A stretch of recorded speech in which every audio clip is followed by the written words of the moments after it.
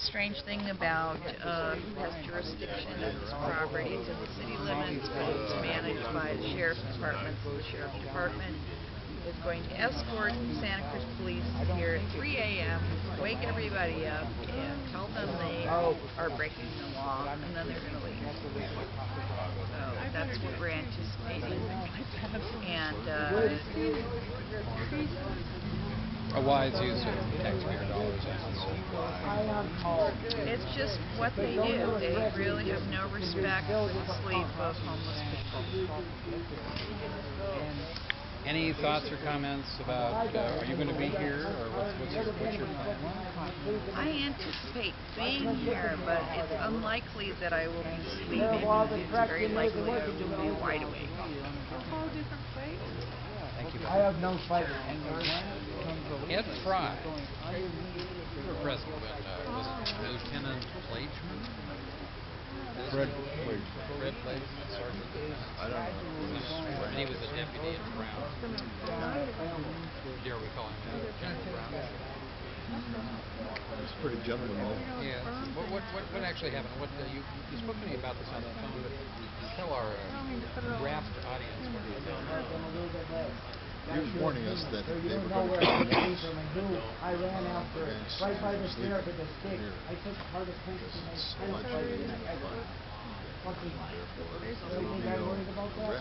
I had him and another gentleman in my Just warning us.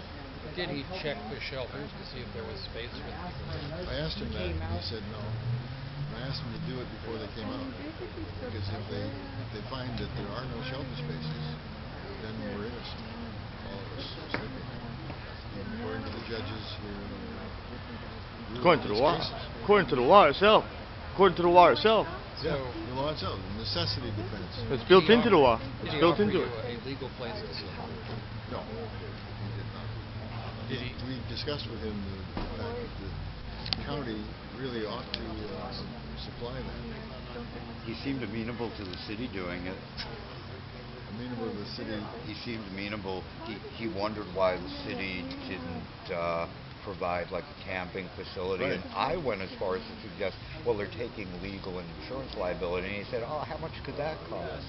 So in a way, it's not even a consideration for him. And he's more aware of the size of budgets and things like that than me. But he doesn't want any part of it, honestly. He's being paid to do it. And I'm sure I heard something to the effect that they were seriously considering holding off on the whole ticketing end of it, the citing end of it, until the county supervisors went ahead and said, well, okay, we'll let the city have jurisdiction. He said they'll bring the Santa Cruz PD to do the sites, but they won't be removing anybody. They're going to give them just enough jurisdiction to cite, but they're not going to let them take anybody away. He did indicate there would be no arrests and no... Where do I point it now? Point at yourself. He did indicate there'd be like no arrests and no use of force against us, and he wanted to be really clear on that. And that's heartening to know. As you know, we've got some people here that really, some disabled and some elderly people. It would be nice if this could continue to be a discourse, even if it's going to be legal, legal action against us and the tickets and everything. If it could be done in a way that's nonviolent, that would be not only the proper way to proceed, but part and parcel of what we're trying to show here at Peace Camp 2010. We could always mail the tickets to Ed, leave people sleep. Well, yeah, wouldn't that be cool? The tactic, there's two main approaches here: harassment or just use the illusion, so to speak. Basically what can happen here, since they are going to continually cite but not arrest, at some point you've gotten your 3 citations and you can make a misdemeanor out of it, and you can go before a judge and a jury, and if you got 10 people here in that similar situation, you can make a circus out of it. Now, the other option That's going to be a lot of tickets, though, because that law doesn't go into effect for 2 more weeks.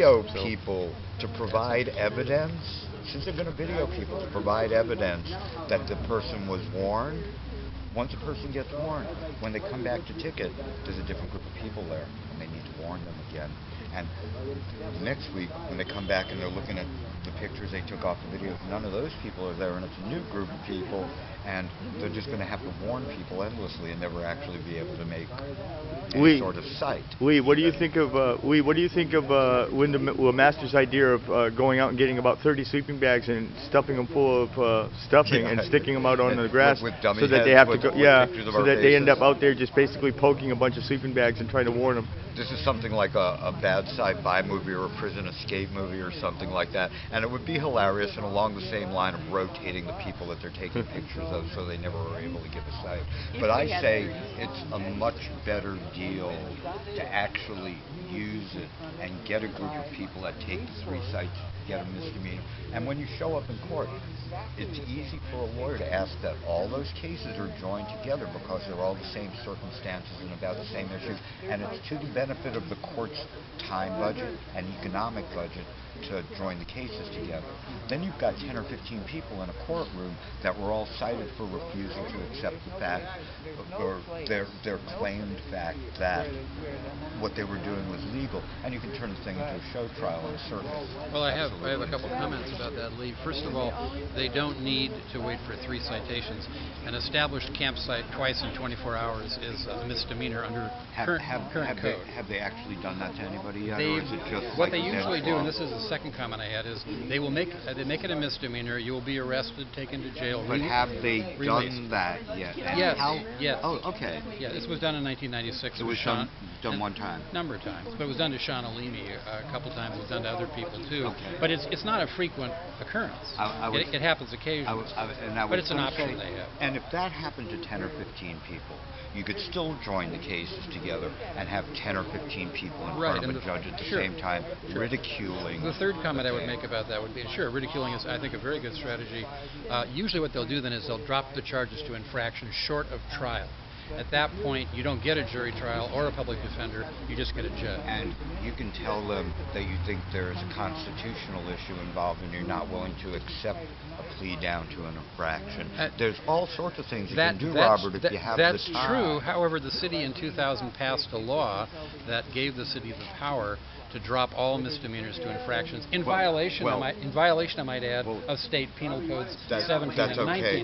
But Then that you, is then never. you sue but them that for is- depriving you of right. justice. Well, and they've made so many. the battery. As a lawyer, you they've must just made get a so kick many out of all these people laws. sitting around talking Have you ever about your noticed, job, Robert, huh? they've made Like so the many law. laws so everyone would do it. I'm always open Consider to why learn. it might be. I learn they from like making non-lawyers. laws. Yeah, I know. A And lot they're more than I unenforceable. usually And the learn final from judges comment- or other lawyers. Still makes me feel better that you got the certificate, though. Thanks for It gets being to here, court, man. They will accept the necessity defense. They simply want to get rid of I think I'm going to do what we came here to do, which is to get some sight. Well, you keep people coming to get those tickets and show up in court pleading the necessity, and you basically break their budget for them. If we can find the people who want to do that. There were a bunch of Christians out here a few days ago, brought food and things like that. One of them said, now that we know you're here, if they ever come to try to ticket you, just call us. We'll get people out there. Wow. And they'll see if they can come through it. That would be great. Yeah, Even well, if they only come out with 10 fine If they come out with 3 people, I would be impressed. fine, upstanding members of Santa Cruz community who do have a place to go. For sure, You make a mockery out of their laws. Yes, Because for sure. their laws are making a mockery out of justice. For sure. Thank you.